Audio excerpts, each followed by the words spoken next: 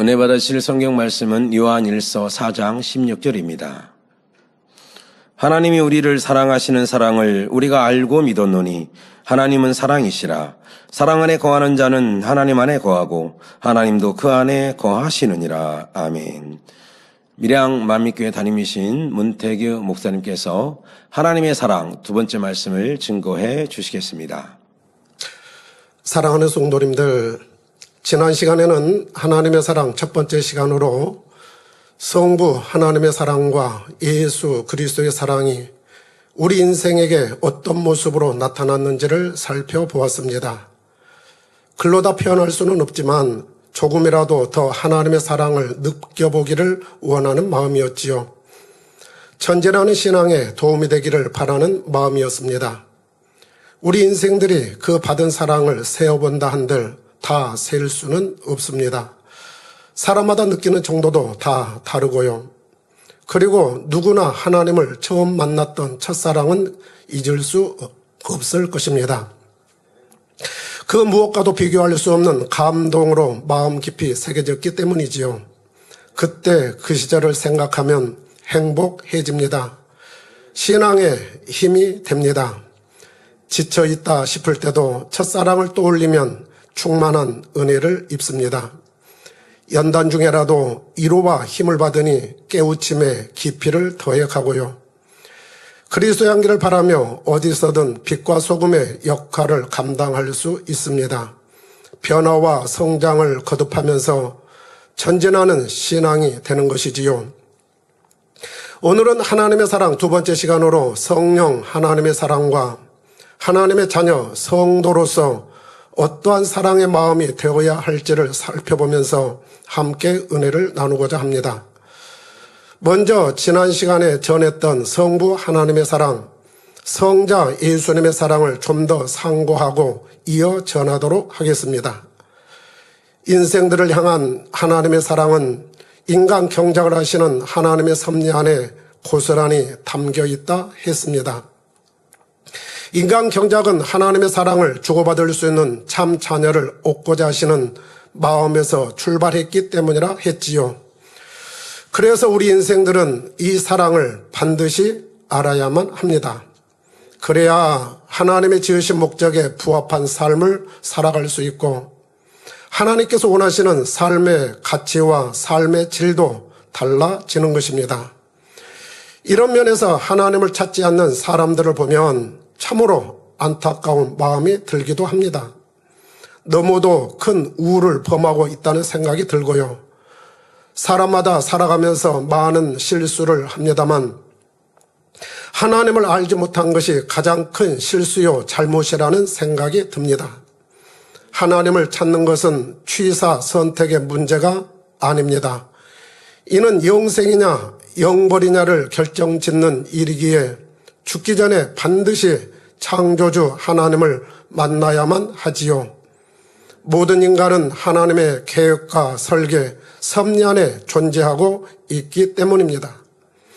하나님께서는 사람을 창조하실 때 모든 환경을 최적의 환경으로 만들어 주셨습니다.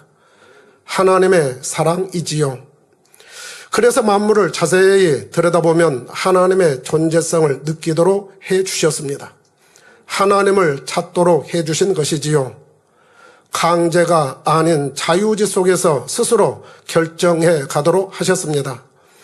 누구에게나 있는 자유의지, 저는 이 자유의지를 생각하면 참으로 신비롭다는 생각이 들기까지 합니다. 자유의지를 통해서 인생의 다양한 일들이 벌어지고 참과 거짓이 나누어지며 생사화복이 갈라지는 모습에서 그렇습니다. 그리고 궁극적으로는 이 모든 일의 귀결이 하나님의 마음을 찾아가도록 하고 있다는 것이지요. 성경 로마서 1장 20절에 보면 창세로부터 그의 보이지 아니하는 것들 곧 그의 영원하신 능력과 신성이 그 만드신 만물에 분명히 보여 알게 되나니 그러므로 저희가 핑계치 못할지니라 하셨습니다.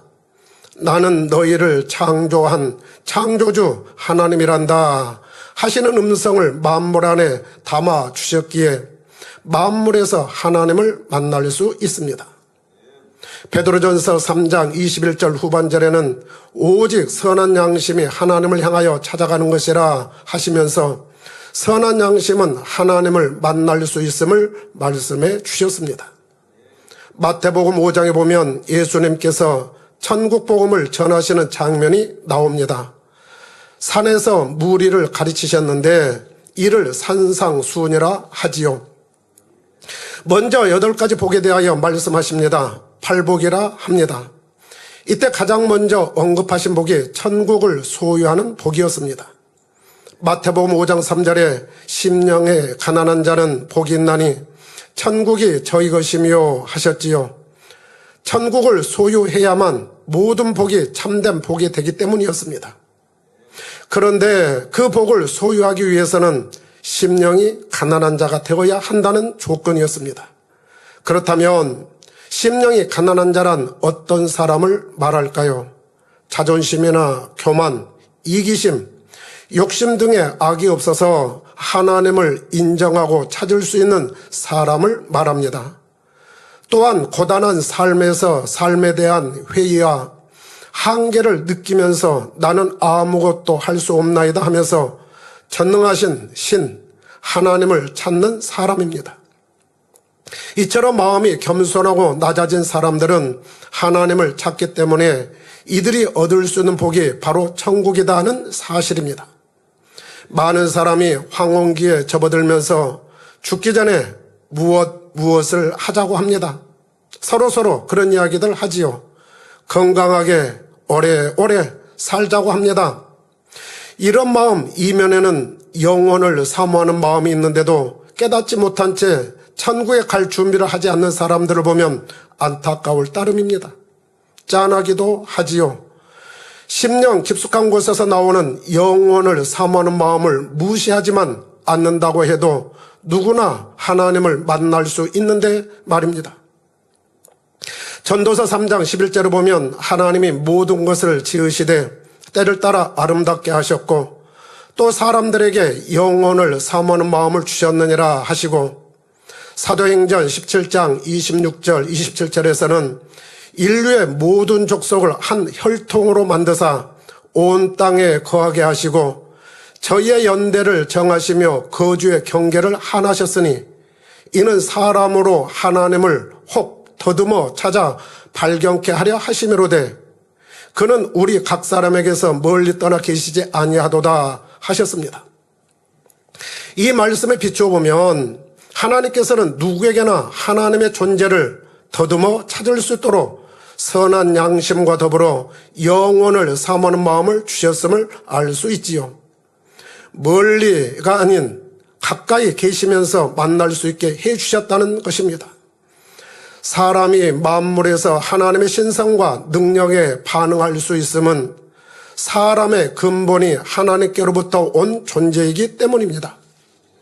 사람은 특별히 하나님의 형상을 따라 지음받았고 하나님께서 생기를 불어넣어 주셨기 때문에 마음 깊은 곳에서 본능적으로 신의 존재를 느끼는 것이지요. 드넓은 우주, 맑고 파란 하늘, 수많은 나무와 형형색색의 꽃들을 보면 오묘하고 섬세한 창조주 하나님의 손길을 느끼게 됩니다.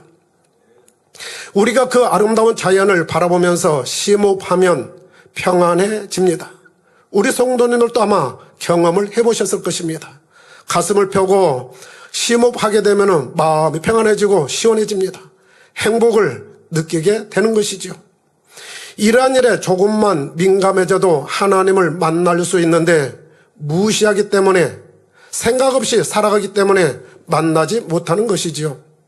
신선한 공기가 늘 자신과 밀접하게 자리하고 있고 공기에 엄청난 혜택을 누리면서도 그 존재를 인지하지 못하는 것과 같습니다.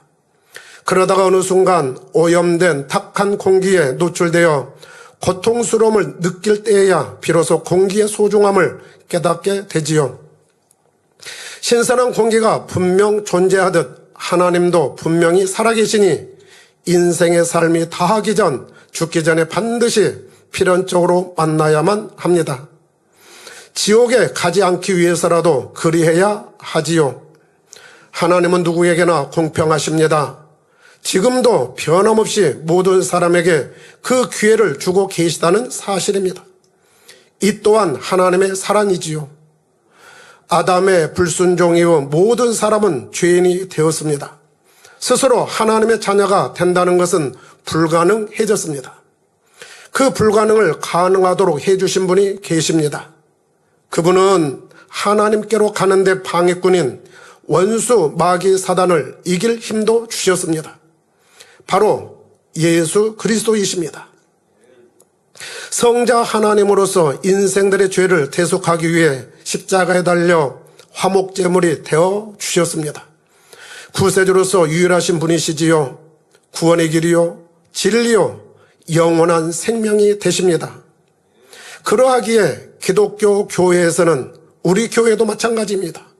예배 때마다 기도, 찬양할 때마다 예수님, 예수님, 주님, 주님, 예수 그리스도, 그리스도 예수 하면서 강조하고 부르는 이유입니다.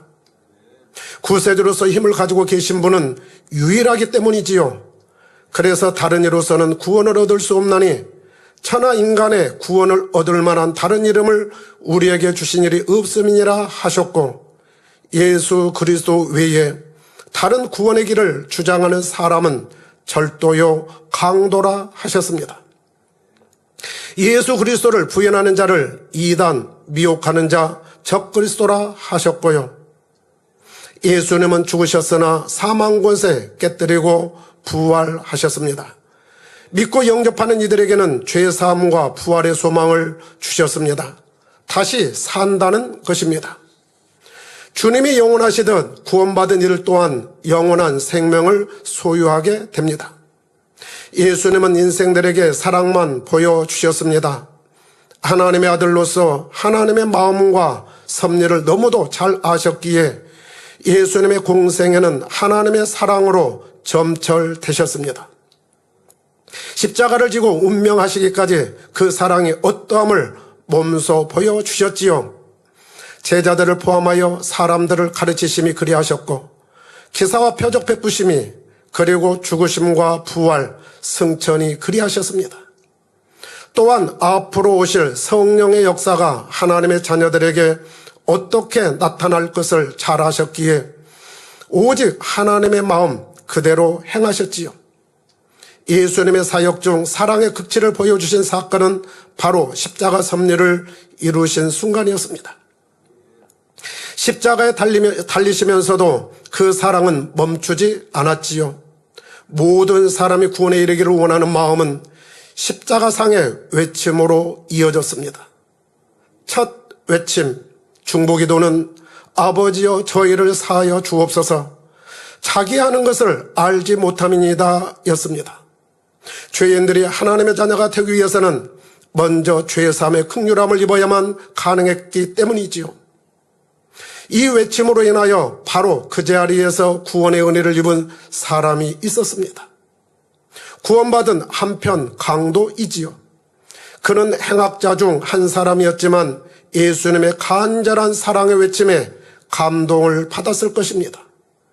그에게 있는 선한 마음이 작용하니 예수님을 영접하였을 것이고요.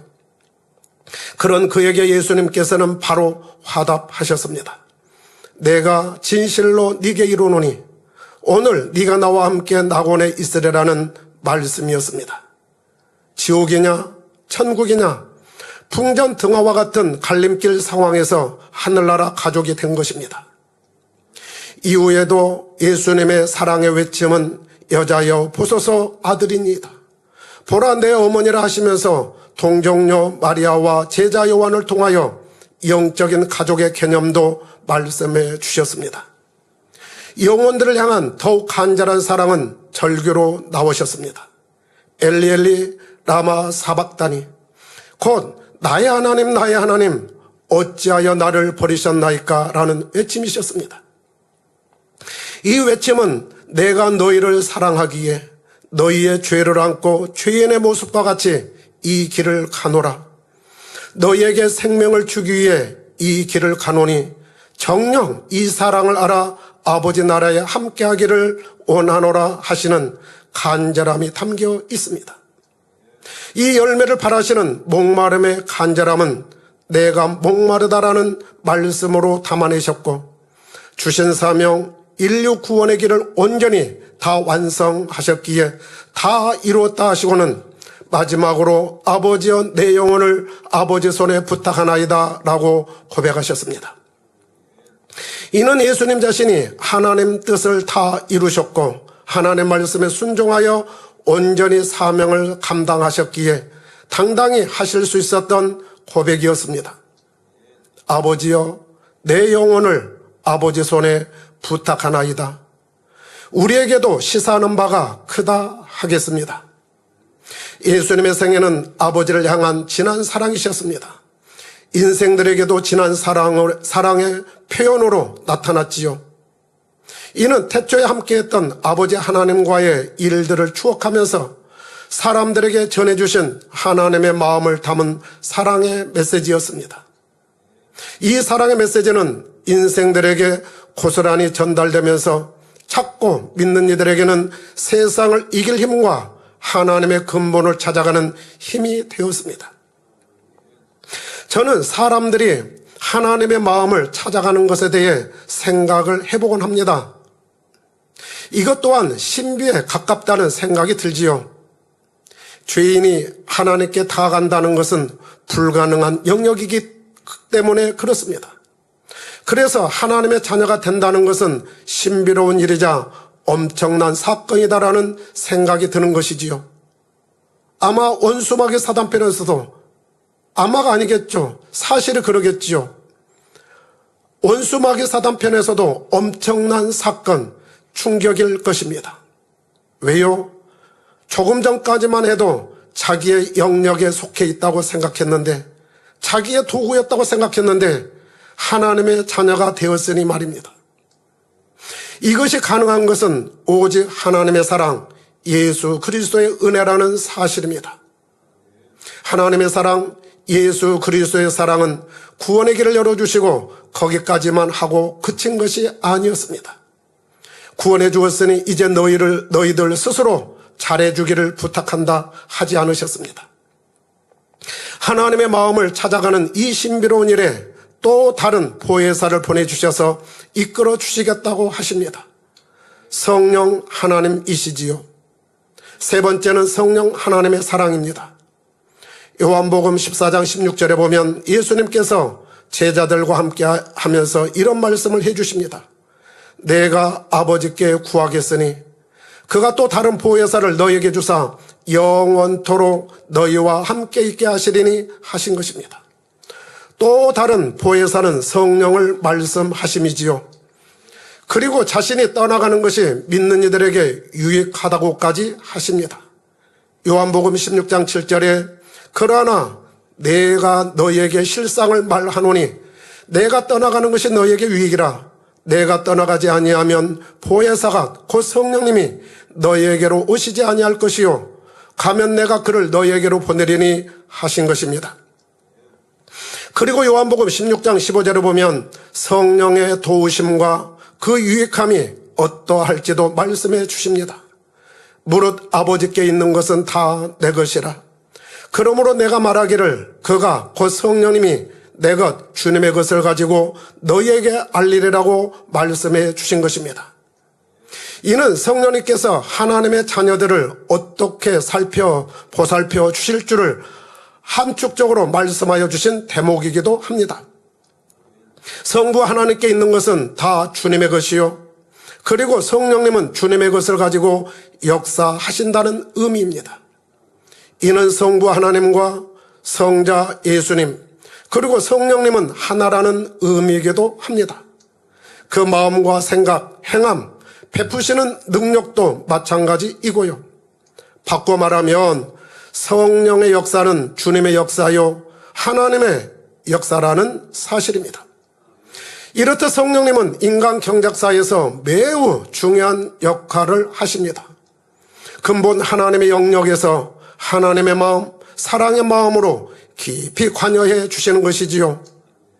앞서 말씀드린 것처럼 사람이 스스로 하나님을 찾아가는 것은 불가능합니다. 원수마귀 사단이 방해하는 분위기 속에서는 더욱 그렇습니다. 그래서 영적인 싸움에서 최후 승리한 사람들의 고백은 내가 한 것은 아무것도 없고 오직 아버지께서 하셨나이다. 아버지 주님 성령님의 은혜와 사랑이었나이다 입니다. 저도 수요일의 말씀을 준비하면서 항상 생각하는 것은 그렇습니다. 성령님께서 함께 하시지 아니하면은 정말 설교 한 편도 쉽지 않다라는 생각이 듭니다. 성령님께서 함께 하심으로 그때그때 단어들이나 어떤 문장들을 떠올려 주실 때 그 감동은 대단하지요. 그래서 제가 한 것은 아무것도 없고 오직 성령님께서 나와 함께 해주심으로 아버지의 나라를 이룰 수 있도록 베풀어 주신 은혜다 싶은 이런 생각이 그만큼 깊게 드는 것이지요. 성령님의 사랑도 차별이 없으십니다. 가난한 자이든 부자이든 명예와 권세가 있든 없든 차별이 없습니다. 누구에게나 마음의 문을 열고 예수 그리스도를 영접하는 자들에게는 다 임하는 분이시지요. 사도행전 2장 38절에 보면 예수님의 수제자 베드로는 오순절 설교 중에 이렇게 표현합니다. 베드로가 가로되 너희가 회개하여 각각 예수 그리스도의 이름으로 세례를 받고 죄 사함을 얻으라. 그리하면 성령을 선물로 받으리니 했지요. 이 조건을 갖추면 성령은 누구에게나 임한다는 것입니다. 베드로는 예수님의 사역에 함께했던 사람입니다. 십자가의 죽으심과 부활의 주님을 보았고 승천하심을 목격한 사람입니다. 승천하시면서 말씀하신 성령이 임하심도 뜨겁게 체험한 사람입니다. 그런 베드로가 설교하면서 언급한 것은 누구나 죄인됨을 회개하고 예수 그리스도를 구세주로 영접하면 죄사함 받고 성령을 선물로 받는다는 것입니다. 하나님의 자녀가 되는 것이지요. 성령님은 하나님의 자녀들이 천국에 입성하는 그날까지 주님의 것, 아버지 하나님의 것으로 이끌어 주십니다. 요한복음 7장 38절 39절에서는 나를 믿는 자는 성경의 이름과 같이 그 배에서 생수의 강이 흘러나리라 하시니 이는 그를 믿는 자의 받을 성령을 가리켜 말씀하신 것이라 하셨는데, 이는 돕는 영으로서 믿는 이들에게 역사하사 생명의 말씀으로 내적인 변화가 있을 뿐만 아니라 성령의 충만함으로 나타날 풍성한 은혜들이 있을 것을 말씀하심이지요. 이뿐만 아니라 성경을 보면 곳곳에서 성령이 돕는 영으로서 어떠한 일들을 해 주실지를 기록하고 있습니다. 죄에 대하여, 의에 대하여, 심판에 대하여 알게 하신다 하셨고 세상을 책망하신다 하시며 세상과 구별된 삶을 살게 하시는 것이지요. 하나님의 자녀들이 아버지 하나님의 사랑을 확신할 수 있도록 도와주시고 성령의 음성을 들려주시기도 하고 마음을 주관하셔서 진리 가운데로 인도해 주시기도 한다 하십니다. 개인 교사처럼 가르쳐 주시기도 하시고 무엇을 지시하시기도 하시며 장래일을 알려주시기도 하신다는 것이지요. 각 사람의 그릇에 맞게 성령의 은사를 주셔서 사명을 잘 감당할 수 있도록 하나님의 마음으로 충만케 하신다고도 해주셨습니다. 성령의 열매를 맺을 수 있도록 인도도 해주시고요. 성령님께서 얼마나 자상하게 인도해 주실지를 알 수 있습니다. 어머니와 같은 사랑으로 도와주시는 것이지요. 로마서 8장 26절 27절에 보면 성령도 우리 연약함을 도우시나니 우리가 마땅히 빌 바를 알지 못하나 오직 성령이 말할 수 없는 탄식으로 우리를 위하여 친히 간구하시느니라.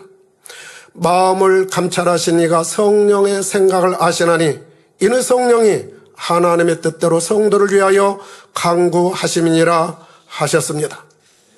성도들의 연약함을 도와주시고 하나님의 뜻대로 간구도 해주신다는 것입니다.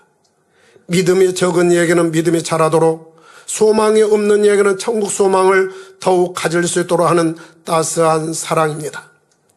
어머니가 자녀를 양육할 때에 행여 넘어질세라 다칠세라 하며 섬세하게 양육하듯 성령님 또한 그리해 주신다는 것입니다. 사랑의 양육에 순종하여 행하는 이들에게 임하는 사랑입니다. 바로 성령의 역사 가운데서 순종하는 사람들에게 임하는 사랑이라는 사실입니다. 이는 이 세상 어느 부모의 사랑과도 비교할 수 없는 사랑으로 교훈하며 천국까지 인도하시는 사랑이지요. 우리가 하나님을 사랑하면 더 차원 높은 사랑으로 되돌려 주신다는 것도 깨닫게 됩니다. 영혼이 잘되게 하시고 강건하게 하시며 범사가 잘되고 형통한 복과 함께 하나님과 더욱 친밀해져가는 은혜입니다. 창조주 하나님의 사랑, 예수 그리스도의 사랑, 보혜사 성령님의 사랑은 하늘을 두루마리 삼고 바다를 먹물 삼아도 다 기록할 수 없는 사랑입니다. 천국에서는 이러한 사랑을 입은 이들이 모여 영원토록 하나님의 사랑을 찬양할 것입니다. 아무리 오랜 세월이 흘러도 변치 않는 진실한 사랑으로 찬양하며 경배를 올려드리게 되지요. 성부 하나님, 성자 예수 그리스도, 성령님의 사랑을 찬양하며 영광을 돌립니다. 네 번째는 하나님의 자녀 성도로서의 사랑입니다. 우리는 자신의 존재, 곧 나라는 사람이 존재하게 된 이유를 알았습니다. 온전한 사랑을 이룬 참 자녀를 바라시는 하나님의 인간 경작의 섭리에서 출발하게 되었음을 알게 되었고요. 그러하기에 이 섭리 안에 하나님의 사랑이 풍성하게 흐르고 있음도 알게 되었습니다. 아는 만큼 힘이다라는 말이 있듯이 사랑에 관한 지식도 있어야 깨달아 행함으로 영의 사랑을 이룰 수 있습니다. 그러하기에 고린도전서 13장에 나오는 사랑장을 비롯하여 다양한 사랑의 모습을 지식적으로도 알아야 하지요. 사랑과 반대되는 악의 속성을 경험하면서 깨달아 가기도 합니다. 상대성 올리지요. 연단을 받으면서도 더욱 깊어지기도 합니다. 그러하게 연단을 잘 받고 나면 감사의 조건이 되지요. 허송세월 하지 않았다는 증거가 되기 때문입니다. 우리는 욥기를 들으면서, 욥기 강해를 들으면서 욥의 연단이 전혀 헛되지 않았음을 보았습니다. 우여곡절을 겪으면서 변화된 모습은 아름다워 보이기까지 합니다. 욥그가 연단을 받으면서 핵심적으로 깨우친 것은 하나님께서 원하시는 영적인 사랑이었습니다. 욥기는 욥이 험난한 시간을 보내면서 육적인 사랑을 깨뜨리고 영의 사랑을 담아낸 대서사시였습니다. 연단받기 전 욥은 스스로 부족함이 없었습니다. 나름대로 하나님을 향한 사랑, 이웃을 향한 사랑이 풍성하였지요. 이 마음은 상상할 수 없는 고난을 겪으면서도 내가 모태에서 적신에 나와 싸운즉 또한 적신이 그리로 돌아가올지라. 주신 자도 여호와시요 취하신 자도 여호와시오니 여호와의 이름이 찬송을 받으실지니이다 하면서 모든 것에 하나님을 인정하며 감사했습니다. 그런데 연단이 깊어집니다. 자신의 의중하고는 상관없이 판단 정죄하는 친구들을 보면서 분함과 억울함에 변론하며 싸웠습니다. 심지어 하나님까지 판단하며 원망했지요. 자신이 지금까지 가지고 있었던 사랑의 마음의 한계를 넘으니 그제서야 그것이 다가 아니었고 참이 아니었음을 깨닫게 됩니다. 이제 영적인 안목이 열리게 된 것이지요.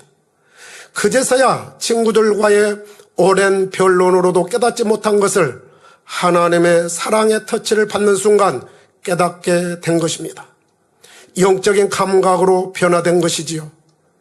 욥 자신이 나의 가는 길을 오직 그가 아시나니 그가 나를 단련하신 후에는 내가 정금같이 나오리라고 했던 고백처럼 정금같이 나오게 되었고 갑절의 축복을 받았습니다.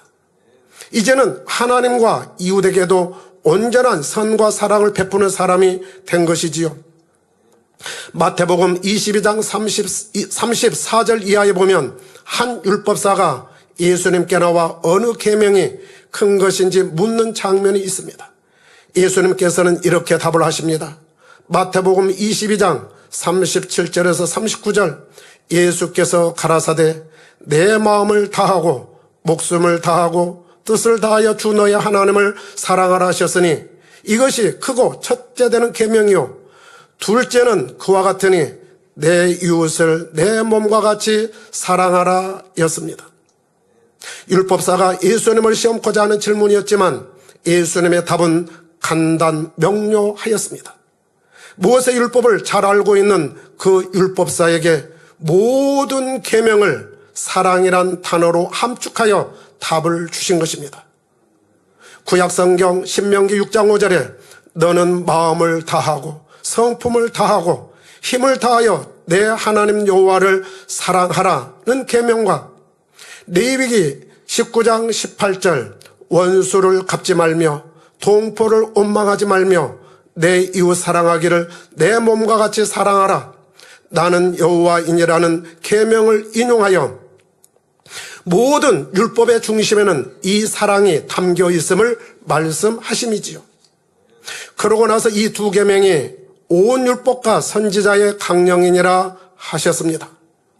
사도들 또한 전도 사역에서 늘 강조한 말씀이기도 합니다.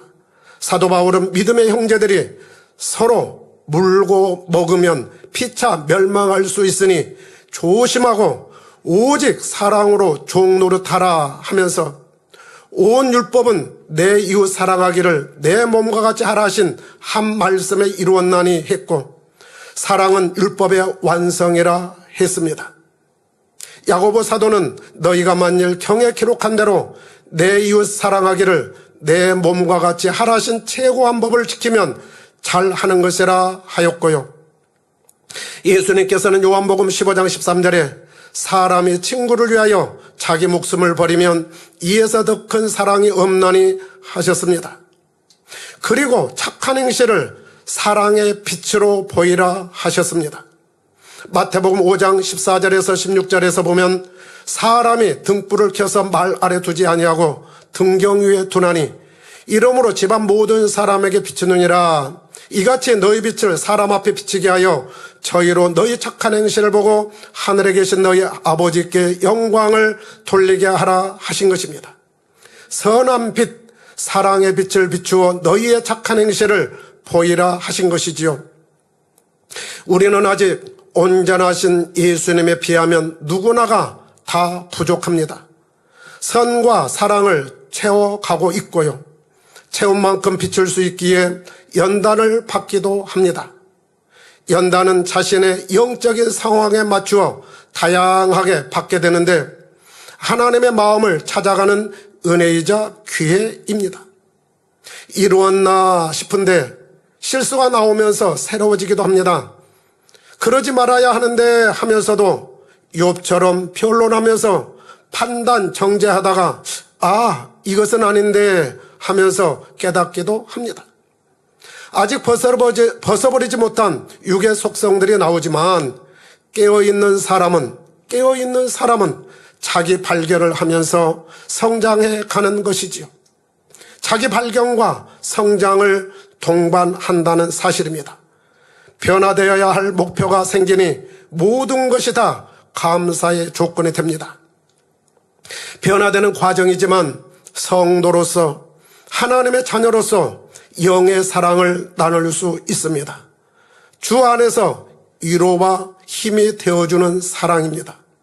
좀 부족해 보인다 해도 두루 살펴서 서로 힘이 되어주는 것이지요. 마음에서부터 좋고 나쁘고를 가르는 것은 사랑이 아닙니다.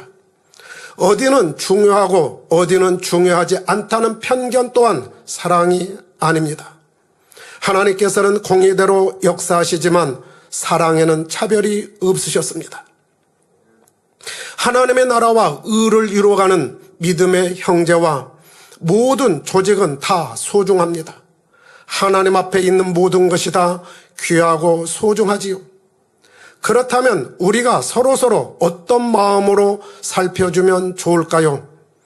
많은 말씀과 방법론이 있겠습니다만 이 시간 소개하고 싶은 내용이 있습니다.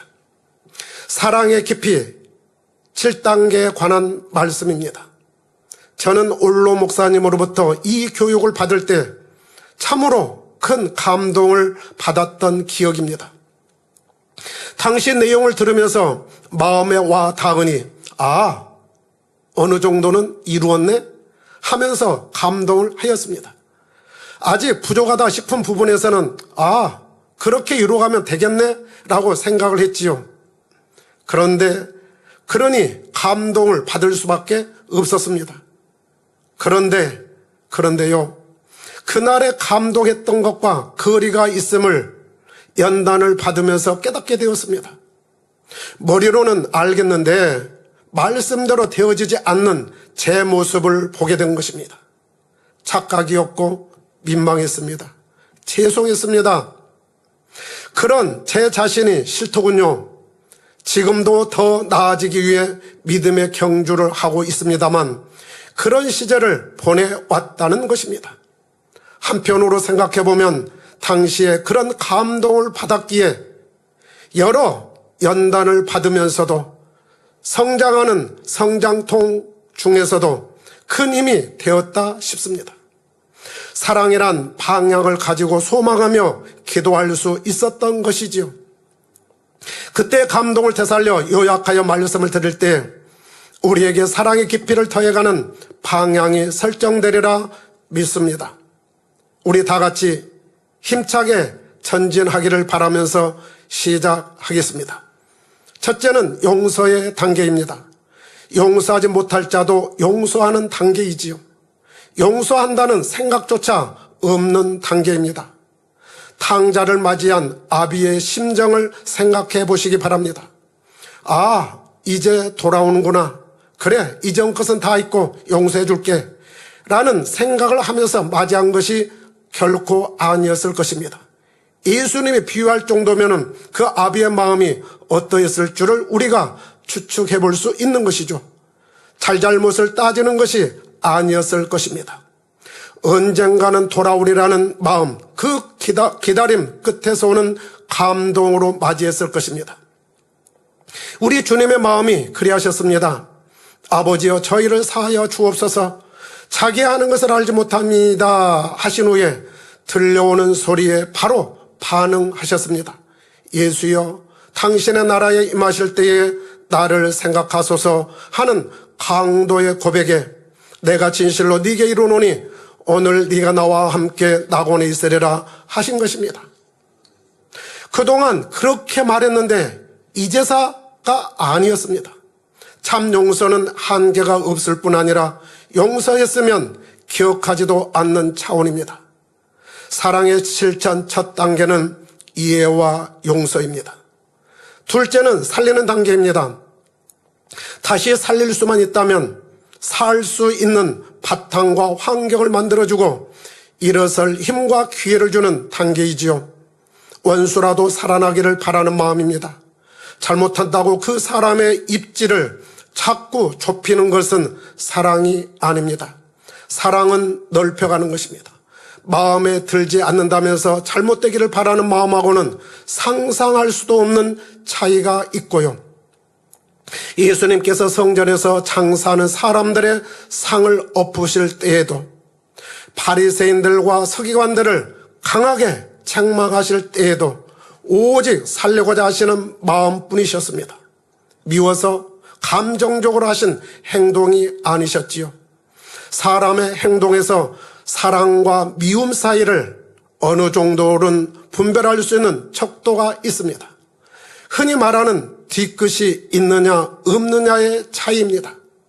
뒤끝이 없으면 사랑이요, 있으면 미움입니다. 물론 악을 행하면서 시원하다, 사이다다 하면서 뒤끝을 느끼지 못하는 사람의 마음하고는 근본적으로 별개입니다. 사랑으로 했다면 회개하고 다가오는 일을 보면 마음 깊숙한 곳에서부터 감동이 밀려옵니다. 사랑스러워 보이기까지 합니다. 반갑고 기쁘지요. 설령 회개하지 않고 있다 하더라도 살리고자 하는 마음으로 기도하며 살 수 있는 길을 찾아주고자 합니다.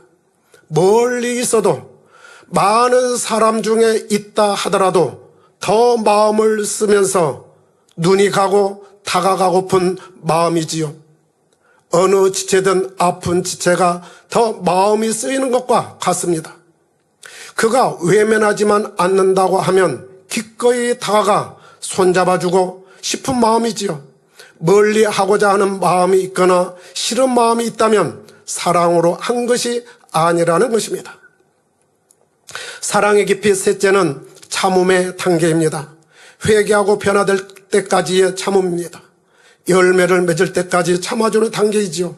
내가 모든 것을 참아줌으로 인해 한 사람이라도 더 구원에 이를 수 있다면 기꺼이 참을 수 있는 영적인 사랑의 차원입니다. 하나님의 끝없는 참으심이 있으셨기에 오늘날 우리가 있습니다. 인간 경작 자체가 하나님의 참으심의 사랑입니다. 넷째는 믿어주는 단계입니다.